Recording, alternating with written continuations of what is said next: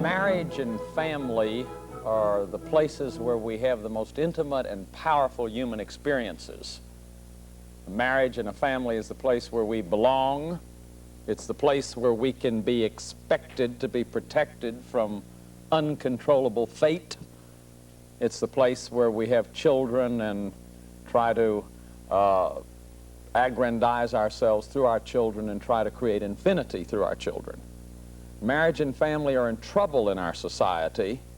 The divorce rate has doubled in the last 10 years. Sociologists tell us that 75% of marriages are in trouble, even though we have greater sexual freedom than we've ever had before. People are looser, more spontaneous. The question of intimacy keeps emerging as a fundamental question in human relationships. What I want to talk about tonight is intimacy and relationship and this developmental phase, this next developmental phase, which in the normal cycle for most people is settling down, getting married, and trying to create an intimate relationship. Eric Erikson talks about intimacy versus isolation as the next developmental phase. And interestingly enough, it is only here that he begins to talk about love, human love. That it takes all these stages of healthy ego development to begin to talk about love. I like that, really, because I think as I grow older in life, I come to understand how difficult it is to love. And I understand aspects of love that I've never understood before. For example, a lot of the work I do with the Palmer Drug Abuse Program and in my own healing in my alcoholism was what we call hard love, where you have to confront somebody and really not buy into their victim games. And it's hard to do that, because especially when someone seems like they're hurting so bad. But love is an ego strength that's built on all the other ego strengths we've talked about. You couldn't love without hope. You couldn't love without some sense of willpower. Because one of the things I really want to contrast tonight is being in love and love. Because I think that there's a grave misunderstanding between the experience of being in love and the experience of love. The experience of love, I'm going to suggest, has a strong element of will in it, which is intense desire taken into action. That would be my definition of will. Will is intense desire taken into action. That you don't love without action. And being in love, as I see it, is almost not a matter of choice. The times I've been, it wasn't a matter of choice. It's just, oh my God, there's Guinevere. And there is a sense in which it's almost like nature's trick. Nature wants babies, and it just brings people together with these powerful kinds of attractions. And what happens in this experience of being in love, it's like the ego boundaries just break down. And it's like you, me, I'm you, you, me. And there's a sense in which you're one, and there's a sense in which you're not alone anymore. And really what we're talking about tonight is the stage where you go beyond identity. But being in love is not really going beyond identity. It's almost regressive. And I don't mean that in a bad sense. It's regressive, and yet it's essential. Most heavy relationships begin with being in love. I recently spoke at somebody's marriage and wedding, and I said, this is it. Now you will start the process of loving each other. Because one of the hardest aspects of intimacy is differences. You see, and I think the moment when you pop out of love into love, out of being in love into love, is when she says, let's go eat hamburgers, and you go, again? Boy, those ego boundaries come bouncing back up. And then you begin to negotiate differences. Now, adolescence is a time, we talked about adolescence last week, ego identity versus role diffusion, and And the commitment in adolescence is fidelity. Fidelity is the sense of commitment to a value system, not any value system, but just something that stabilizes my life, and that may include a person. Many young people get heroes, mentors, that they commit to and follow very, very powerfully. And that's very important, because your fidelity, the ability to love someone, is to be faithful to them and to commit. It's almost like commitment comes before intimacy. See, I think one of the things that's really dangerous in our time is the enormous amount of divorce and almost the erosion of commitment. Although, please understand me, I think in many cases divorce is in order with people. They've tried everything. They married at a certain time. They married for unconscious reasons. I think it's good that people can have a way out of a relationship in which neither one of them is growing, or in which they're really hurting each other, and they are hurting each other.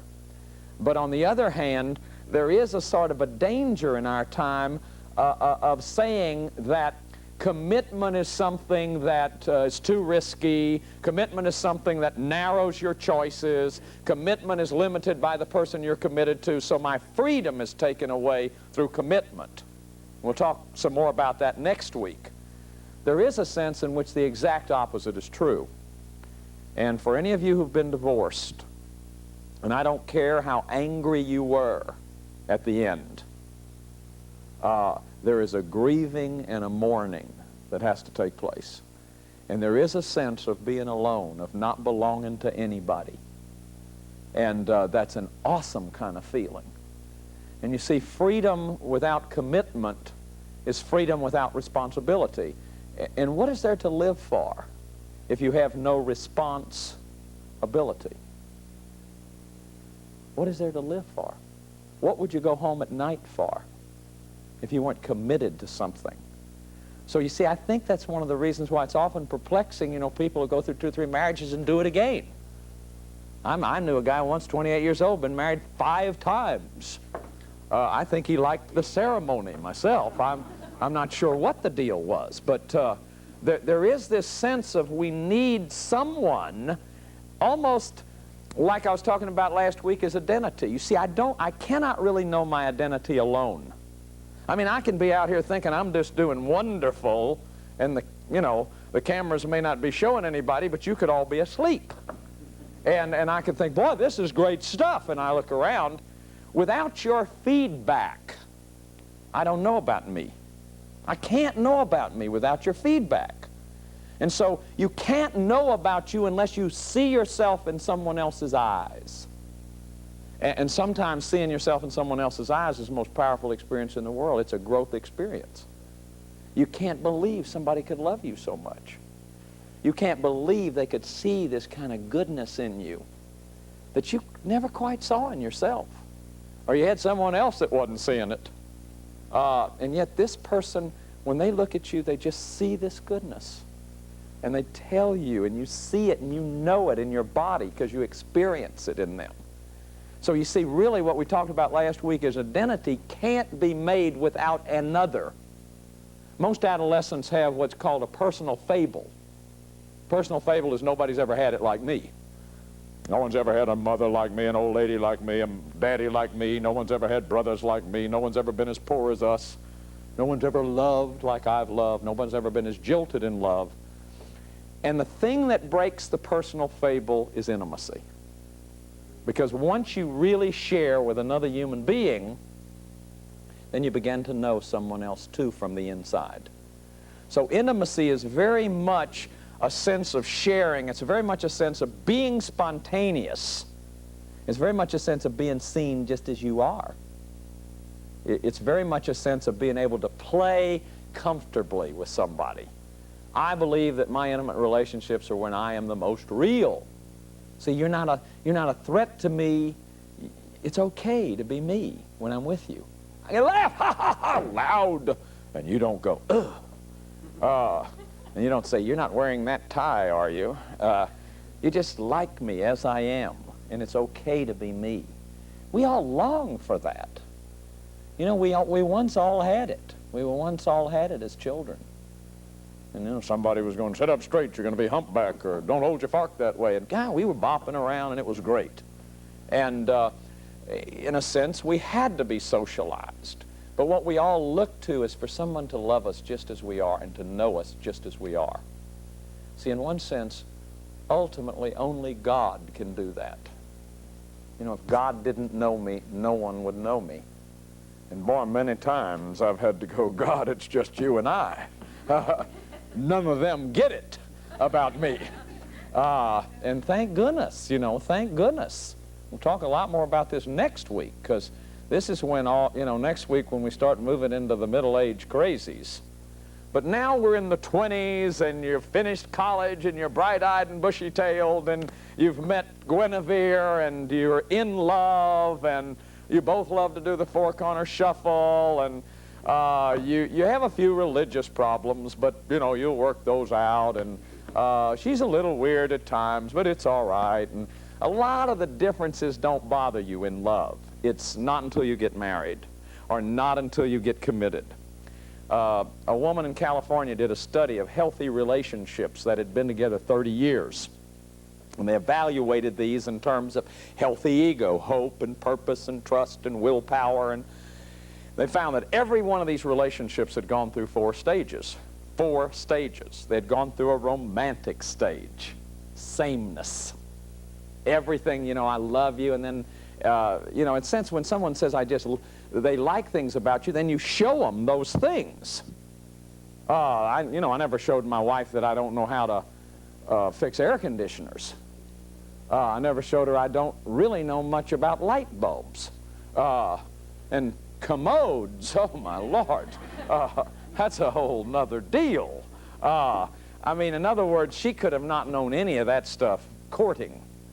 The courtship isn't that, though. The courtship is when you're in love, and it's very sexual. In love is very sexual. When you're in love with someone, you think about it. You ever been in love with somebody that there wasn't a sexual element to it? You're not in love with your kids, and you're not in love with your parents. People you're in love with, there's always that element of sexuality, which is the enmeshing, which is great. It's the beginning of the ego transcendence. It's not just identity now. I need to go beyond identity if I'm going to be healthy and strong and ultimately great. That's what we're going to be talking about from tonight on in this series, the transcending of ego identity, which you see even the psychologist, and mostly the psychologists, are telling us is essential for health and greatness. You've got to get beyond yourself if you want to really find yourself. So to love someone is to lose myself to find myself. To love myself is to lose myself in a position, in a commitment of trust where I can truly find myself. Now, the second phase that these people who studied the healthy marriages found, or relationships found, was what they call the power struggle stage. This is the stage where you have to negotiate the differences. And I was trying to think of how to do that, how to show you that real quick, and I'm going to try this real quick. I want you to listen to this story. Some of you have been following me around, have heard it ad nauseum. But this is just a little story. I didn't make it up, but it's a quick little story. There was this woman named Jill and this guy named Jack, and they were very much in love and got married, and it was the most beautiful, idyllic relationship anyone had ever seen. They moved, because of Jack's work, to a wilderness town that was surrounded by a river teeming with alligators. And it had a huge bridge going across it, which he went across every morning to go to work. One morning he went across the bridge, hurricane came up, blew the bridge down, no way to get across. Takes 6 months to rebuild the bridge. Jack and Jill are separated, and will be for 6 months. They just got married, this beautiful love. So Jill is frantic, and she knows of 2 boats in the town. One is run by a salty old sailor named Sinbad. And she goes to Sinbad and says, please take me across the river the next time you go out fishing. And Sinbad thought for a minute and said, okay, on one condition, that you go to bed with me. So Jill just said, well, I'll have nothing to do with that. So she thought, well, the only other boat in town's my friend Ivan. Boyhood friend, we went to school together. Maybe Ivan will help me. She went to Ivan, she asked Ivan, she told him her sad story, and Ivan thought for a second and he said, no, I'm sorry, I'd like to help you, but I've got personal problems of my own. I just can't get involved in anybody else's problems. So Jill was just heartbroken. She didn't know what to do. So finally, in desperation, after about a month, she went and did Sinbad's deal. And true to his promise, he took her across the river, where she met her beloved Farquhar. I mean, her beloved Jack. So Jack found her, and they pitched their tent together, and everything was going great guns. But Jill, very, very sensitive person, thought to herself, I got to tell him. I just can't go on like this. I feel like I need to tell him. So she told him what happened, how she got across the river, feeling that, of course, because she had done it for him, only to be with him, it would be okay. Well, Jack went berserko, went absolutely out of his gourd, kicked her out of the tent, told her to get out. He never wanted to see her again, called her all kind of rotten names. And so Jill is stumbling down the beach, and she meets this guy, sort of a nature backwoodsman named Sluggo. And she meets this guy, and she tells Sluggo her sad story, and Sluggo, as the story ends, goes and beats Jack up. Now, what you're to do with this story, that's the end of the story. What you are to do, and you at home, I want you to do this too. Get a piece of paper, or don't get a piece of paper. Just very quickly in your head, rank order these people. Who is the most desirable person in the story? I'm only going to give you 1 minute for this. Most desirable person in the story, least desirable. 1 is the most desirable, 5 is the least desirable. 1 minute, do your rank order, then turn to your partner and tell your partner what your rank order. If somebody at home watching this, write your rank order, turn to your partner. And if you're married at home, write what you think your spouse's rank order is going to be. What do you think your spouse would say? Who's the most desirable person? Who's the next? Who's the next? Who's the next? Take 1 minute. I want you to take 1 minute. And then, because we don't have a lot of time, just turn to your partner and tell your partner at least who you think the most desirable is, and who you think the next most desirable is, and then who you think the least desirable is. Quickly do that with your partner.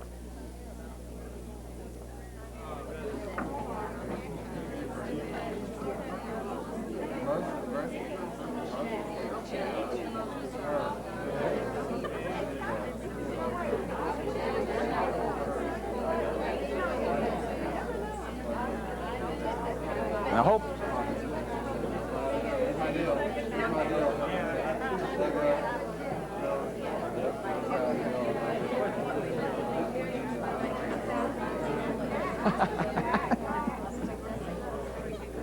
Okay, folks, look, because of time, I hope those of you at home are doing this.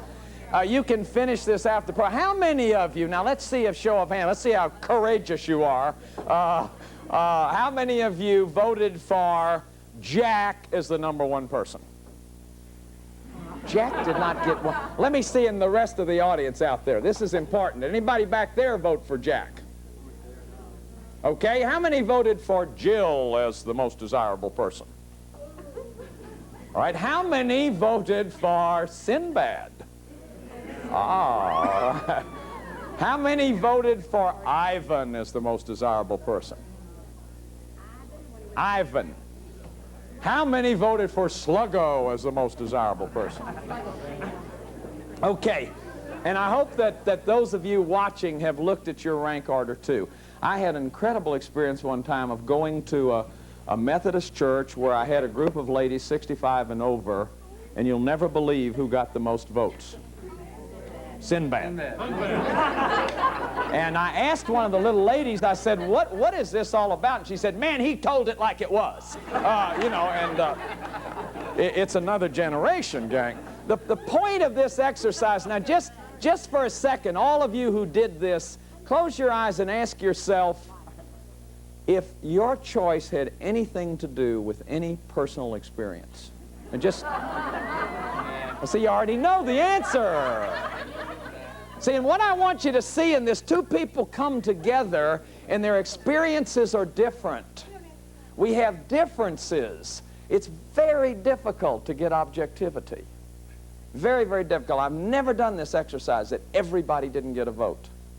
And I've done it with fundamentalist Christians. I've done it with Haskins and Sells executives and management training type of things. I've done it with every kind of group of people. And the point of it is that we've got to deal with differences. We are different. Our histories are different. What I do is me. There's never been anyone else like you, ever, ever, ever. And so your experience and your choice. Now you come and meet somebody, you begin to mesh egos. You decide to live and love together, to have a family, to have a life together. Inevitably, the utter uniqueness of you, the strength of your egos are going to begin to emerge. So we got to understand that healthy intimacy will have differences. What it will have, and what the study in California showed, is that the people knew how to negotiate conflict. That what they did in that power struggle phase is they worked through the differences. See, differences are not right or wrong, they're different. You like to dance fast, he likes to dance slow. He's not wrong, he's not bad, he's different. And you see, the differences are beautiful, really. If I can be strong enough and healthy enough to look at you and your differences and realize that there's never been anyone like you. It's like looking at a waterfall for the very first time, or some beautiful scene for the very first time. There's never been anyone like you. So intimacy has to do with somehow coming to see that other uniqueness in each other and understanding that we're going to have differences. And then the third stage that these people found was what they call projection. So you just projected in that story. Every one of you chose the people you chose by your own experience. Ivan's the one I would have chosen. Every time, of course, it's changed over the years too. That's the funny thing. But I've had a hard time all my life saying no. And people impose on me. They say, can you see me? You know, I want you to see my brother. I want you to see my child, blah, blah, blah. And I have a hard time saying no. See, so I am admiring someone who can say to a friend, I'm all emotionally upset myself. I don't have time. No, I won't help you. But is that a value judgment? No, not really. It's more that something that comes out of my own experience. See, there's a friend of mine, and he takes a quarter and he holds it and he says, what is that? And he tries to get the person to say, and they'll say it's money and it's a quarter. And generally, if he holds it long enough, somebody will turn it over. They'll look at one side, and finally they'll look at both sides of it. See, you can't really know it's a quarter until you look at both sides of it. And in the universe, that's true of everything. And the problem of all our life is getting these polarities in order, and they're very, very difficult to do. So intimacy has to do with sharing. It has to do with many kinds of sharing. Often when we say intimacy, in fact, I find it's hard to get people to come to intimacy seminars. Everybody thinks of sex. Everybody thinks of erotic stuff. Enriching intimacy, oh my God, what's that going to mean? Intimacy is sexual, but sex is often a way to avoid intimacy. What do you say after you say hello? Let's go to bed. No, maybe not. I mean, what do you say after you say hello? Sometimes that's the only way people know how to structure time. They don't know how to be together and be emotionally intimate, intellectually intimate, aesthetically intimate, recreationally intimate. You can share all of those things. You can play together, you can solve problems together, you can create together, you can be spiritually intimate. All of those kinds of sharings are kinds of intimacy. And people generally have much more intimacy than they often say. And by the way, I think we also need spaces in our togetherness. There's an old rabbi who said, if I am I because I am I, and you are you because you are you, then I am and you are. But if I am I because you are you, and you are you because I am I, then I am not and you are not. And think about that, you see. If I'm only I because you're you, that is, if I'm dependent on you for my happiness. See, intimacy is like two people playing musical instrument, but each one know what to play. Intimacy is like two people dancing and each has their part, not like two people in a canoe. So if one goes nit, the other one goes nit. It's not two half people who come together to make one whole person. Goethe once said, good marriages are marriages in which we become the custodians of each other's solitude. That we have our own separateness and we have our own identity. And that's what this study found, that when people had worked through the differences, when they had worked through projecting on each other, demanding, you make me happy, or you be my happiness, or you be my femininity, or you be my masculinity, that's when they really got to the highest level of intimacy. See, so a lot of times people don't wait long enough.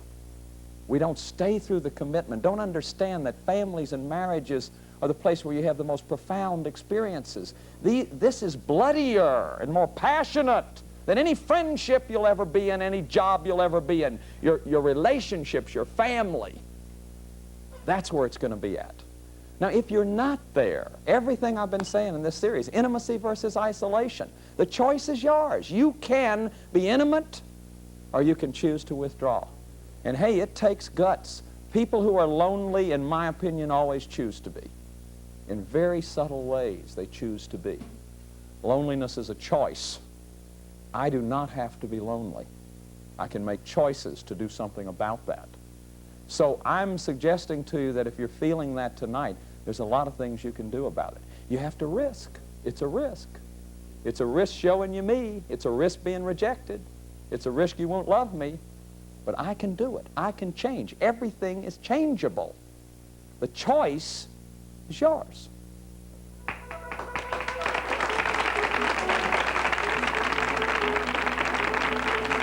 What happened to that program?